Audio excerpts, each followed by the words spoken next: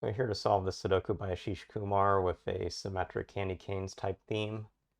I'm often looking in these puzzles for repeated digits in rows and columns. There aren't a lot of repeated digits. There are 2 4s here, which gives me a 4, and then another 4. As a note, the bottom has no repeats. I got 2 5s in this column, so not a lot with the repeats, but one thing I note in the start is actually this middle row is probably the most full. It's got 4 digits, and it's got these 2 outliers that are not part of that set, but have to be in the rows. So this cell and this cell are set up at the start to be a 3-8 pair, and it looks from how Ashish set digits of the 8 over here, puts 3 8 like this. That puts an 8 in one of these 2 cells, puts a 3 in one of these cells, but actually there's a 3 up above, so 3 goes in. Can't say more about those 3s or 8s, but we now have the nature of the triple in the middle, which is a 1 2 9. So looks pretty good.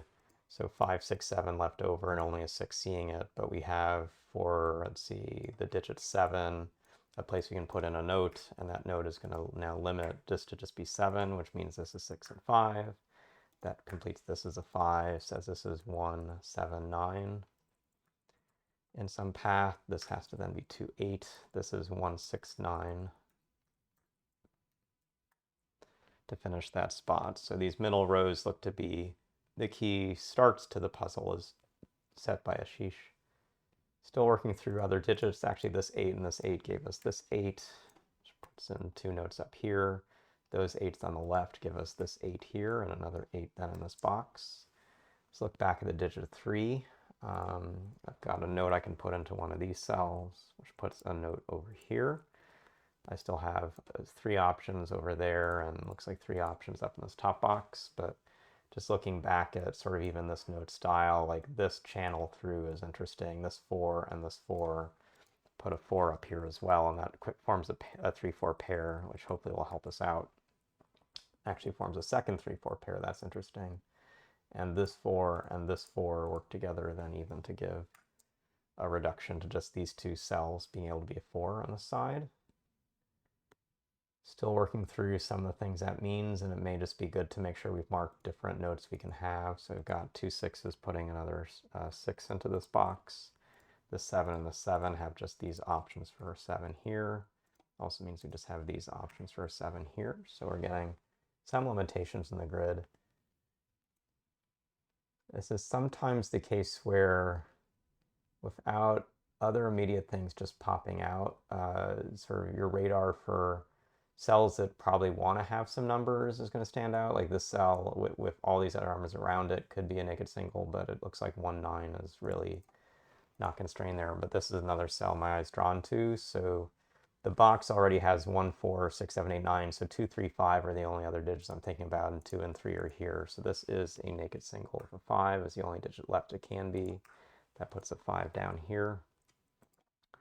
That forces a 1 in these cells, puts a 9 as the option there. That 1 eliminates everything coming up except for the 6 9 option. This still has a set of choices. It's going to be 6 7 9. Coming across, that 5 set puts a 5 over here. We've got a 5 in one of these cells, got a 5 in these cells. Not a lot more we can mark up in this box. This is pretty free. Can we do some more over here? Not necessarily. Like 1 is up top, 3 is sort of to the left or right. I mean, this box is a little constrained. This looks to be a 2 or a 9. Not typically a thing that we would jump out in attention. But I'm even scanning over here. This is another spot that, look at that. This also has to be a 2 or 9, just from all the other digits around this. So where my notation sometimes fails me, I actually have found a pair, so might as well mark that in a special color. Say that looks to probably be the key thing for this puzzle. That 2 9 means that all that's remaining in the space is 3 4 5 7. This then has to be a 7. Last digit that it can be. That forces this 7, this 1, this 9. Puts in a 1 over here. The 7's put the 7 thing in. That means this is 3 4, but 3 is already up above. That forces this to be a 4, makes this a 4 3, makes this a 3, moves up to 5. the 3's, put this as the last 3, which moves over this 8, which moves up this 6.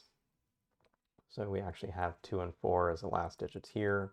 That means 9 has to go into this cell, and it does mean that then the remaining 7's up top. Puts in a 7 here. 2, 9, and 6 are the digits in the space. 6 will have to be on the right. Last space for 6 then is in the cell. 7 being eliminated forces to be 9. This has to be a 5. We have 1, 2, and 9 to go in the space. The only digit left in this cell is the 1. This is the 1. 9 can't go there, so it's a 2, 9, 2, 2, 1 to flit out the center. Putting these 1s, but also knowing the 8's pushed to the left now. 8, 1, 9. We have 1 and 2. Finish the top row. We've got 2, 6, 9 over here. The 2 2's are in the grid. This have to be the 6. This is 1, 9. Gives us 9, 6.